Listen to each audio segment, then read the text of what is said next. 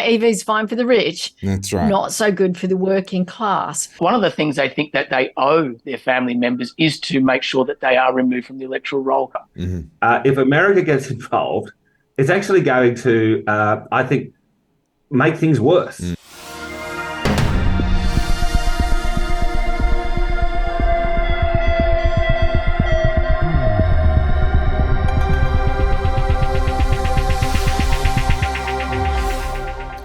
This is the Aussie Wire news. I don't normally do an editorial on a Thursday, but I'll make a small exception today because the New Zealand elections are about to happen on Saturday.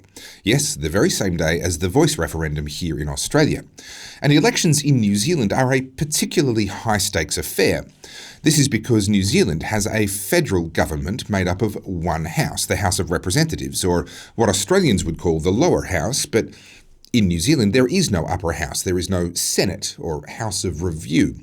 Plus, there's no states either. There's a single house, federal parliament, and then there's local councils, and that's it. Making matters worse, they have an unwritten constitution, whatever that means. And the combination of all of those factors is why New Zealand can swing from being a great place with a great government to being a total basket case in just a few years. Because in order to become the Prime Minister, you need a majority in the House of Representatives, same as in Australia. But once you have that, there is absolutely nothing holding you back. There is no Senate, no states, no worries. For as long as you maintain the support of your party in that one House of Parliament, you are essentially an elected dictator. It's no coincidence, then, that, for example, New Zealand Prime Minister John Key saw tremendous improvements in the quality of life of all New Zealanders during his tenure as Prime Minister. The economy boomed so strongly that the New Zealand dollar almost became a match for the Australian dollar. Actually, it was at times, because he had good economic policy, and no Senate and no states to hold him back. By the same token, it's no coincidence that former New Zealand Prime Minister Jacinda Ardern turned the country back into a basket case and held the whole country hostage to her human rights abusing vax mandates because, once again, there was no Senate and no states to hold her back. So in New Zealand, more so than almost anywhere else, elections matter. And there is a strong chance, if the polls are right, that we're about to see the people of New Zealand reject the Labor Party, that was Jacinda Ardern's party when she was in, and install a new Prime Minister from their National Party. Now, it is likely that the Nationals Party leader will have to form a coalition with the ACT Party and perhaps the New Zealand First Party as well, which is the party led by Winston Peters. It's an interesting situation, and one that we'll be reporting on once the votes are counted and the results are known, because it is quite possible that New Zealand are about to show the world just how quickly things can improve when you reject the World Economic Forum loving Jacinda Ardern's of this world and her Labor Party and support the less bad parties, the ones which at the very least have a much better track record when it comes to economic freedom and even to a certain degree now to social freedom as well. Politics is, unfortunately, almost always a choice between two or more very imperfect options. The New Zealand election is no exception. There are no good choices here, as there almost never is. But there is certainly a less bad choice. And sometimes less bad is good enough to unleash prosperity and freedom, at least in comparison to the more bad that New Zealand have endured for the last few years. We're going to have to wait and see. And we will be waiting and watching here at the Aussie Wire with interest. Until then, here's the news. Well, a few days ago, we saw the horrific images coming out of the Middle East as Hamas launched a very, very direct and violent attack on Israel. It's been compared with 9/11. In fact, Israel's ambassador to the United Nations has directly compared it to the 9/11 attacks. Of course, that's the September 11 attacks 2001 in the US, where terrorists used planes to take down the two towers of the World Trade Center in New York. Of course, the scale is very different, but the scale of the population in Israel is also very different. I have some concerns around that, which I'll be putting to my next guest, which is John Ruddick MLC. John, thank you so much for joining us. Thanks for having us, Topher. These are sober times, but let's start here at home before we discuss what's actually going on in the Middle East. You've just released a press release 2 days ago just talking about the fairly ugly pro-Palestine protests and the chants and the things that we heard there. Tell us about that press release and what motivated you to release it. Okay, so as libertarians, we radically believe in free speech. So if people in Australia want to go and protest things, we are generally in favour of protests. However, there is a line that it can be overstepped, and it moves from free speech to incitement to violence. Now, what we saw at the Sydney Opera House this morning was on social media, chants, which it's not been denied by the organisers. We saw chants saying, "Gas the Jews, gas the Jews." Now, I had to watch that a few times, and it is clearly what they are saying. This is not one or two people. This was a significant portion of that crowd. Now, that is not an exercise of free speech. That is an incitement to violence. And that is something which is clearly in breach of Section 93Z of the New South Wales Crimes Act. Now, when you're inciting violence, it has nothing to do with free speech, and this is something that the police should have made arrests. Well, it's interesting. I mean, you're sitting here chatting with me about this. I, of course, am charged with 2 counts of incitement down in Victoria for the crime of encouraging people to peacefully protest. There is no suggestion of any violence or incitement to violence in my particular case. In fact, Victoria Police have made it very clear in their brief of evidence that that's not what they're alleging in my particular case.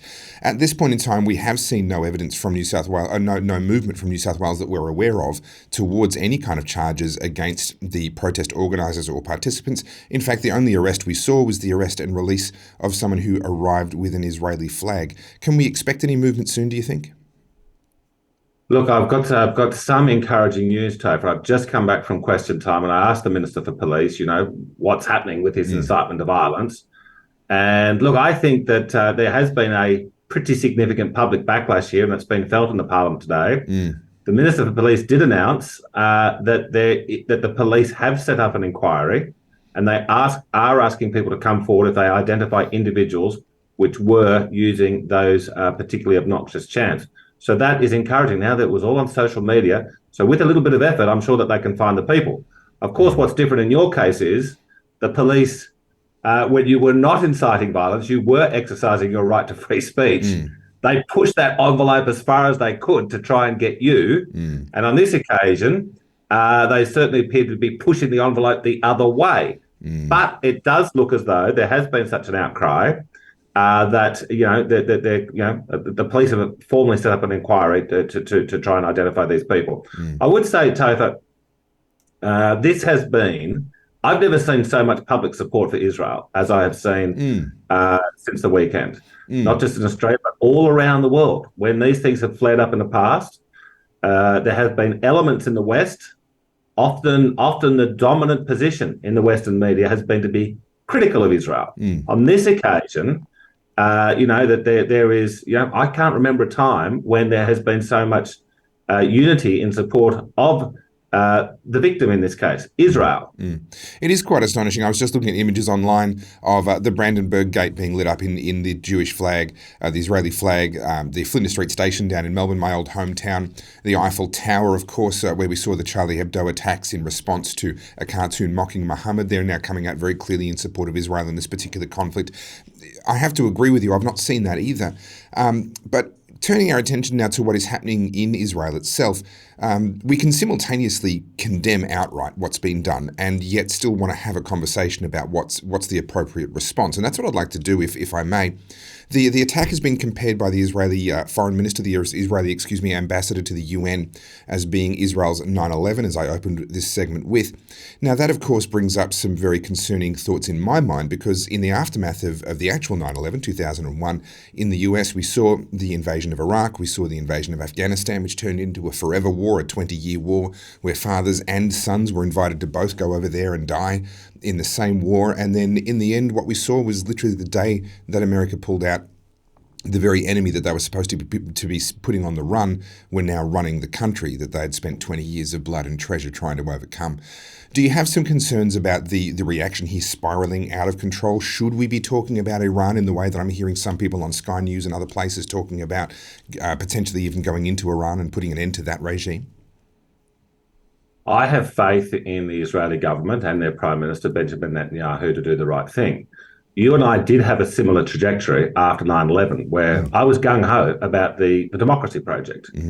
Now, what had happened is after Kuwait was liberated in 1991 and George Bush I did not go into Baghdad, for the next 10 years, there was a significant element in conservative America saying Bush was a wimp, Bush was a wimp, Bush was a wimp. He should have gone all the way to Baghdad. Now, we know now that Bush was right.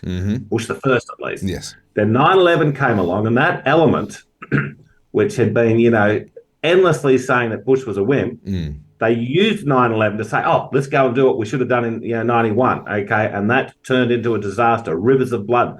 The Christian community in Iraq is all but decimated now, and they had been there for 2,000 years, thanks to George W. Bush II. Now, what I am fearful here, I have faith in what Israel wants to do. And I have, I read the Wall Street Journal article last night, which seemed to document that Iran was behind this. If Israel wants to, I don't want to interfere in those in Israeli relations, but I'll stand with them.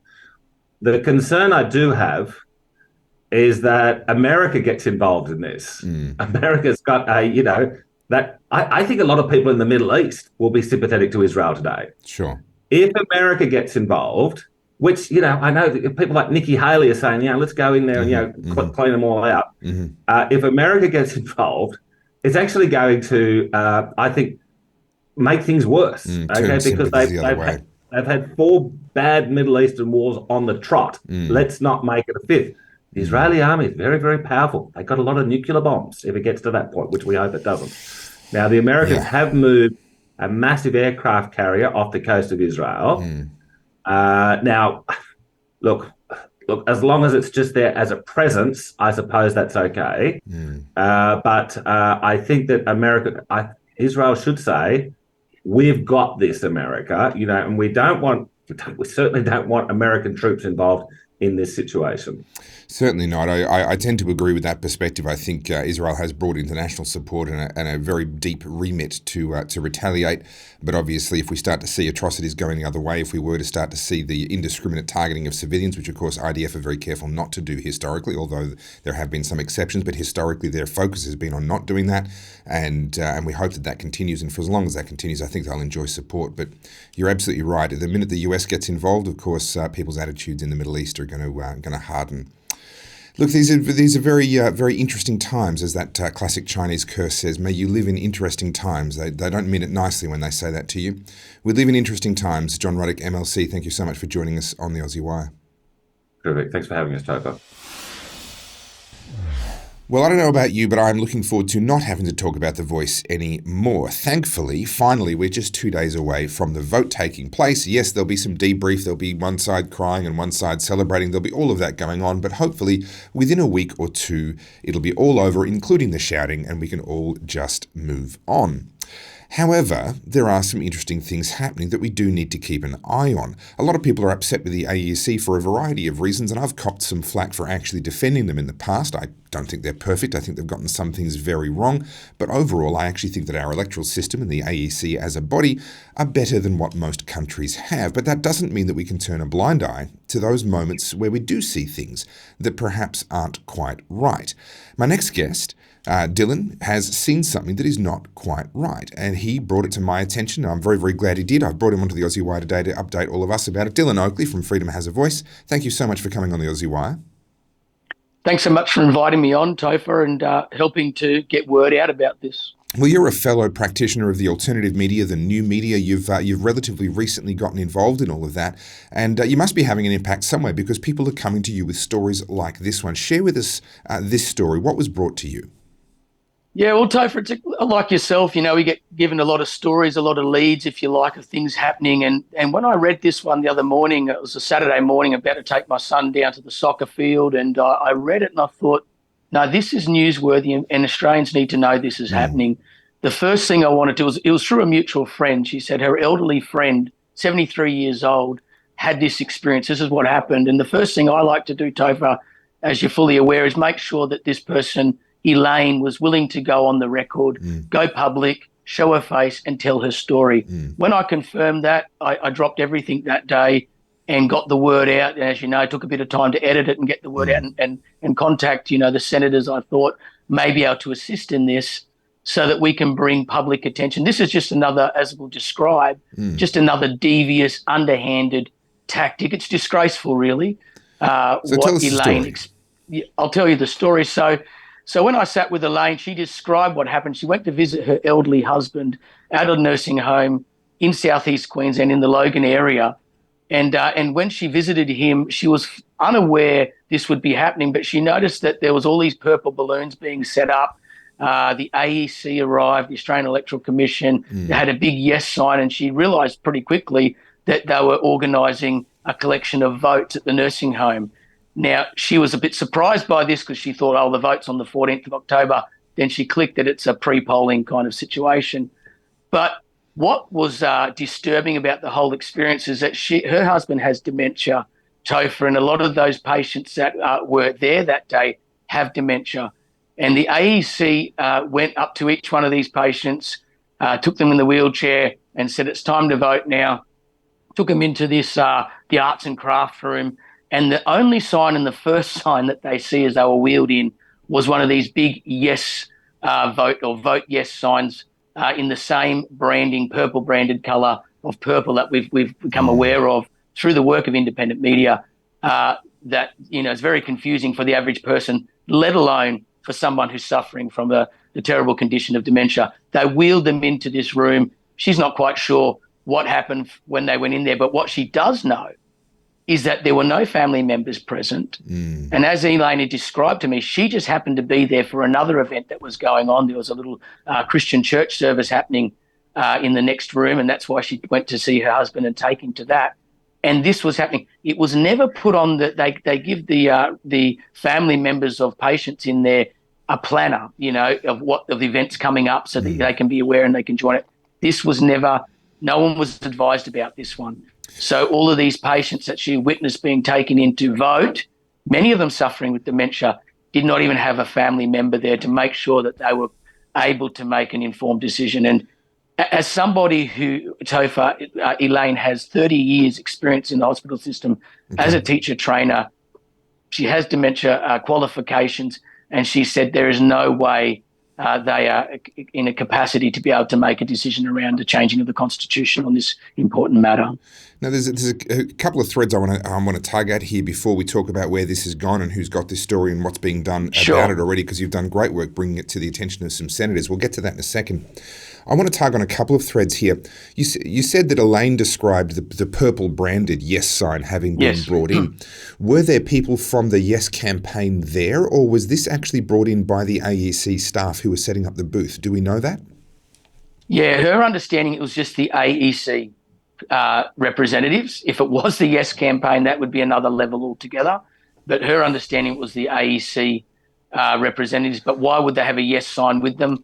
That begs the question that, I find that there was a yes campaign. Yeah, I find that more concerning. If the yes campaign was there, well, it is a pre-poll location. It's a pre-poll location that's gone into a care home, but nevertheless, it's a pre-poll location. I don't know what the rules are exactly around that, but it wouldn't offend my conscience to have yes and or no people there representing their case.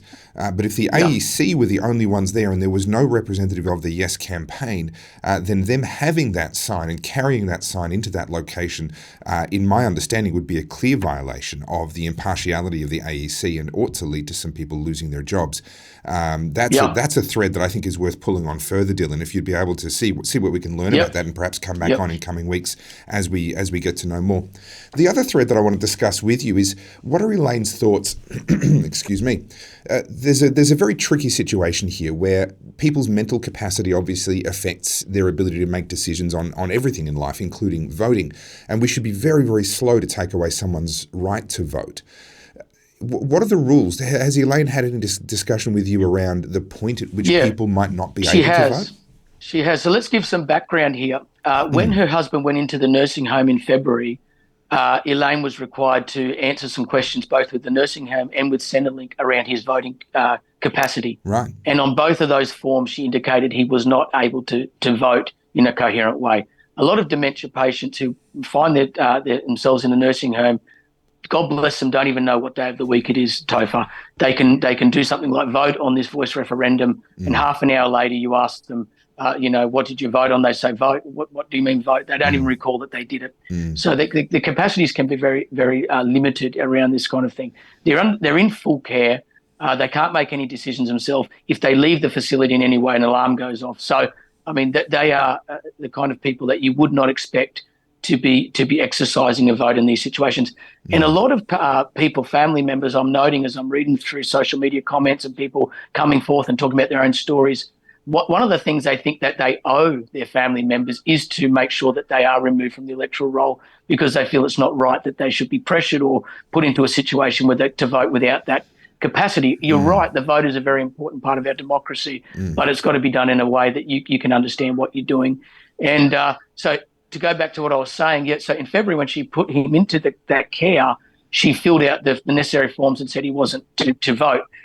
Now, this is new to her. She's 73 years old herself, but she only found out less than 2 weeks prior to all this happening, because the AEC via the nursing home advised the family members that if they wish their family member not to vote in the voice referendum, they have to fill out additional paperwork.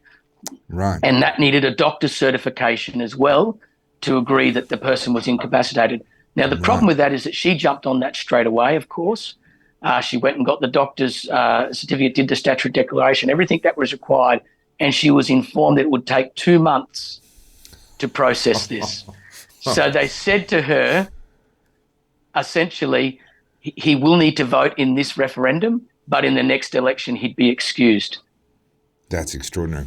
So she did not she did not accept that as a response. She said, no, I've filled out the paperwork when he came in February with these two organisations. I filled it out here as soon as I got it. You should have had the foresight. If you can have the foresight to do everything else around this referendum, if you really do care about it being fair and transparent, you should have had this kind of information coming out a lot earlier.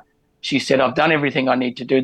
She actually literally on the phone with the AEC said, well, if he gets fined, and she cut them off and said, he will not be getting fined. He will not be getting fined. I've done everything I can. So in that, going back to the story in the nursing home on that day, we're talking about last Wednesday. So what are we today? Like a week ago. When they came up to her husband, they said, it's time, you can vote now, sir. She said, he's not able to vote. They said, well, he will be fined. He's required to vote. And she said, no, he's incapable of voting. So there was even that pressure on her as a family member with him, but she held her ground. But unfortunately, no other family members were present with the other patients. The other thing she did say as well, Topher, was that they went then, an AEC representative and a nurse went to see the bedridden patients and collect their votes as well. Now, in terms of, Elaine's not making any suggestion. She heard them pressuring them to vote yes or anything like that. But in terms of transparency and accountability and having this look like at least that we're doing it properly and ethically and with integrity, there was nobody there except the ASC representative and a nurse. Look, we need to wind this up, but just very quickly, where is this now? You've drawn this to the attention of a couple of senators. Some formal complaints are being put in. Bring us up to speed with that. Yes, so Senator Jared Rennick did advise that Elaine should make a complaint through the AEC, which she has done. And also, I've had other suggestions that she should take it to the CCC as well, Crime Commission, to make another complaint there. I haven't had official advice on that, but I'll leave that up to her whether she wants to pursue a complaint that way as well. Both Senator Rennick and Senator Roberts are going to raise this issue, Topher, in Senate estimates. So they've been supportive around this. It is one of those areas. I think this is not something that has only happened around the voice referendum. It probably happens in every election, and it is a bit fuzzy and blurry around the lines. But honestly, this kind of thing just smacks of desperation, desperate tactics, really, to try and harvest votes off people who are vulnerable and most likely unable to make an informed decision about this. And at a time like this where trust in institutions is already very low, this is the last thing we need, even if nothing untoward is going on, which I have some concerns based on the story you've brought to us. But even if nothing untoward is going on, we need the appearance of impartiality, not just the reality. We need both of those things, the reality and the appearance. Well, like you just said, institutions rely on the trust that the public put into them. And we've been through in the last few years, as you well know, Topher, as well, where the trust in government and institutions is at rock bottom at the moment, and the media, for that matter, mainstream media. This is not the time to be making that worse. Yeah. Well, Dylan Oakley from Freedom Has a Voice, thank you so much for joining us on the Aussie Wire. I look forward to catching up with you in coming weeks as this story develops and we start to get some more details. Thank you so much. Thank you so much, Topher, for helping get the word out. Really appreciate all your efforts in the mainstream, in the independent media, and everything you're doing for the cause. God bless you, mate. Cheers, you too. Did you get the memo? You're supposed to own nothing and be happy. You're supposed to eat the bugs. And if you're allowed to have a car, it is most definitely going to be electric. In fact, car manufacturers have been rushing to get onto the electric car gravy train and saying things like all cars sold after the year 2030 will be electric. That's what some brands have been claiming. But there is perhaps reason to doubt that, and maybe to think that it might not actually come true. Correspondent Joanne Nova has brought this to my attention. Jo, thank you so much once again for coming on the Aussie Wire. It's always a pleasure, Topher. And the EVs car story is extraordinary. And of course, the 2030 deadline was originally pushed by the EU and the UK. And it's been unravelled slightly and delayed by 5 years by Rishi Sunak's recent U-turn on that, and also by Germany pushing because they've realised that their own manufacturers of cars are going to lose out in a big way and that people just can't afford these EVs. There's a move now in the UK saying, oops, we've noticed that people who are renters and poor, they don't have street access to charging their EVs. It isn't going to be cheap for them. They've got to pay a lot of money to go to charging stations to charge their EVs because they don't have a driveway. Again, we find, EVs fine for the rich. That's right. Not so good for the working class. But there's been a string of bad news stories about EVs lately, which really suggests that this train wreck that's going on with the push to convert everyone to EVs in order to change the weather is going to run into a pretty major speed hump. So, I draw your attention, for example, to the story of the EV battery factory in Kansas, which is Panasonic were delighted to announce a new big battery factory. This is part of the money paid for by the Inflation Reduction Act. They got some $6 billion or something unbelievable. Like that. Now, can I just pause for a moment? Orwell would be absolutely proud. He of course invented the idea of newspeak and the idea of legislation or bureaucracies that had a name that sounded all very well and good and was often the opposite of what they actually did. Throwing billions of dollars into a technological dead end, which is what EVs are turning out to be, is not inflation reduction, no matter which way you slice it. No. And indeed, this Inflation Reduction Act may increase emissions and increase inflation at the same time. So, it's kind of 6 ways from crazy. But here we've got Panasonic building a huge new Kansas battery factory. And in order to keep it running, it's going to need 250 megawatts of electricity. So the local area in Kansas said, well, we'll just keep the coal plant running that we were going to convert to gas, and we'll just keep it running because we need to get that energy from somewhere, don't we, to make these batteries, which says something. It says we can't make batteries from wind and solar power because you have to keep shutting the factory down in the middle. Well, this of course, and this is something that you've covered in detail over a long period of time. This is in addition to all the mining and the minerals extraction that has to happen, all the processing that has to happen to even have the ingredients to put into the battery. And then on top, they have to burn fossil fuels, it could theoretically be nuclear in a different part of the world. But at the very least, they have to have base load energy in order to be able to then turn it into a battery. It takes a lot of resources to make an EV. As Mark Mills captured, he said it takes 250 tonnes of material to make one EV battery. So, it's an extraordinary amount of ore and earth they have to move in order to dig up the precious rare minerals that make the battery go. And it takes a lot of energy to do that. And, of course, civilization's powered on wind and solar. Well, no, I shouldn't say that. There is no civilization powered with wind and solar. What a joke. The countries that have a higher ratio of wind and solar are struggling to be able to build EVs. Look at Germany. And they've still got a lot of power from reliable sources and interconnectors to the French nuclear and whatnot. And even they cannot afford to compete with China. And what's China powered by? Of course, it's powered by coal in order to keep those factories running to produce all the sacred EV batteries. Now, this came unexpected for me. Volkswagen, in my opinion, they're a good car builder. I drive a Volkswagen, just a humble Volkswagen Passat, but I've been very happy with them as a car builder. I always thought that as they came online as a electric car manufacturer, I always thought they would bring the fight to Tesla, that they would be likely to displace a lot of other car manufacturers who were trying to enter that market as well. But it seems as though they've been completely cut off at the knees by the Chinese, or is there actually just an outright drop in demand? What is the story here? I think bad news stories about EVs are spreading, and the secondhand price seems to be falling as well, which suggests that people have kind of realised the early uptake, the people who really want to try something new, and there's a lot going for EVs, those people have already bought one. Yep. So without big government subsidies, the other part of the population, which is most of it, are saying, well, it doesn't really work for me and it isn't worth the money, and they can't get a cheap secondhand one. Well, maybe you can, but people obviously don't want to pay very much for those either. So it really does seem like a bit like the wind in the last few months. People have realised with the Siemens huge loss in their stocks there and their announcement that wind is going to cost a lot more to maintain. That news is spreading fast, that EVs cost a lot more than people thought. And, you know, we see that also in the insurance cost of EVs suddenly rising dramatically. Well, this has actually led to some underwriters, some insurance companies actually pausing cover on electric vehicles. This strikes me as potentially devastating for electric vehicle sales. Correct me if I'm wrong, but my understanding is, we don't finance vehicles, but my understanding is if you want to get finance on a vehicle, you have to have comprehensive insurance. So if an insurance company is saying we won't insure, then what they're actually simultaneously doing is saying you can't buy it, because not only can you not get the insurance, but you can't even get the finance.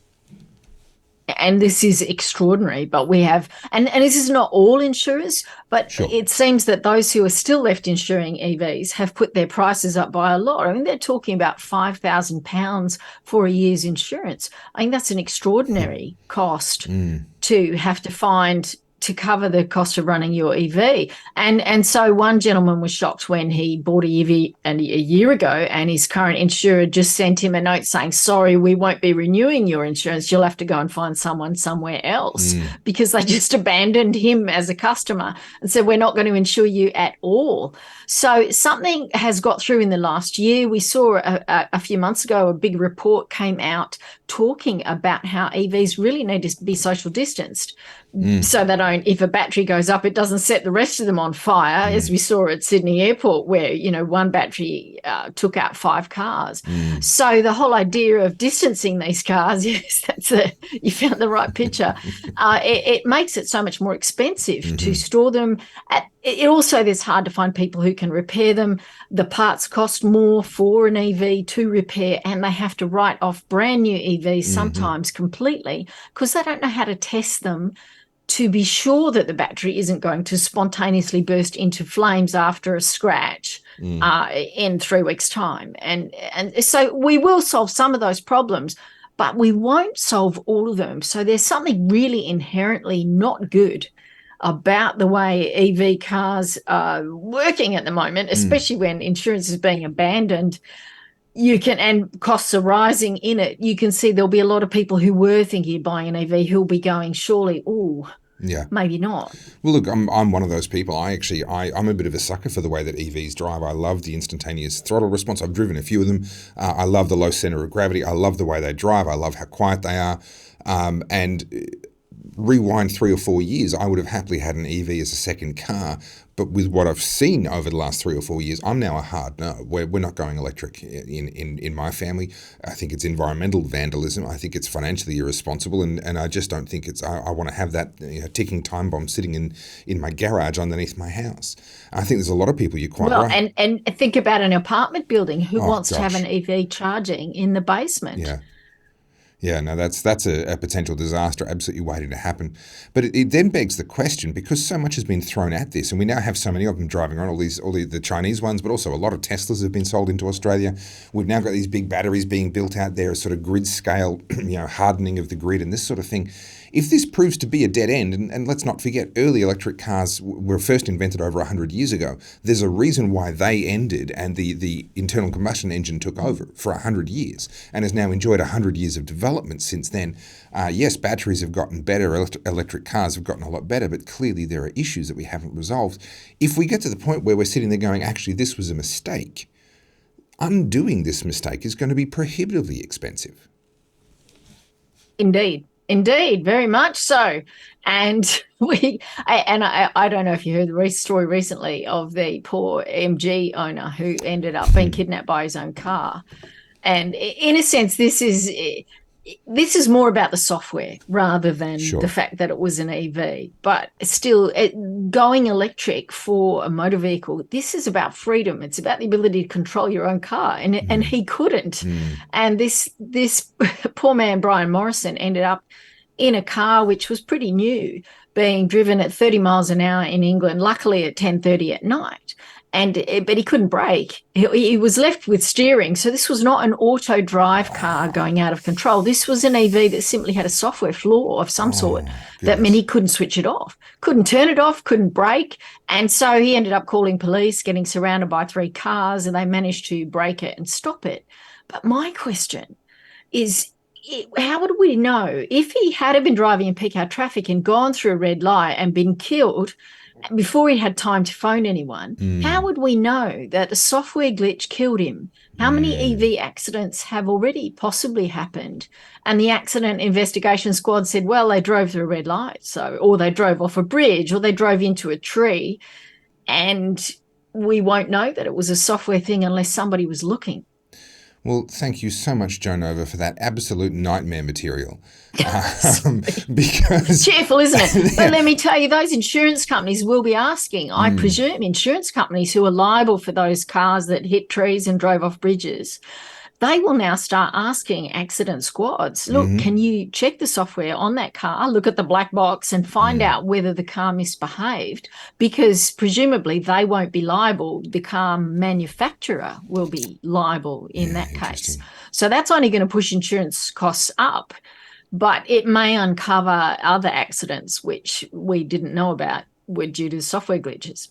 Well, I'm finding insurance is becoming a theme in my conversations with you. We've talked about insurance and the impact that it's having on ESG scores and sort of on that global scale of the heavy hitter investment firms and the way that they're trying to control things. And then insurance actually being potentially the Achilles heel in their plans that might hold them back a little bit. Insurance potentially being very, very relevant here in this EV story. I do find myself wondering whether insurance and the money risks, as you point out, follow the money, might be the thing that brings some sanity into all of this in the end. Well, it's interesting, isn't it? Because insurance in climate change just loves the crisis because, of course, they can charge more for events that are always going to happen anyway, that it makes no difference for. But if you scare the crowd, you can scare them out of bigger premiums, can't you? So the climate change scare, certainly insurance hasn't slowed that down. They've pushed it because it suits them. But yes, we see with EVs that the pressure is in a different direction. Interesting. Joe Nova, always fascinating to chat with you. Thank you so much once again for coming on the Aussie Wire. Thanks, Topher. Thank you for watching the Aussie Wire News. We release new episodes every Tuesday and Thursday at 4 p.m. You can catch up on past episodes at theaussiewire.com. Be sure to join our email list while you're there. That's really important so that we can keep in touch with you even if we are kicked off social media. Follow all our socials via @theAussieWire and be sure to become an insider. That's a financial supporter of the Aussie Wire via the locals link in the video description. Thank you for watching. I'm Topher Field, and this is the Aussie Wire.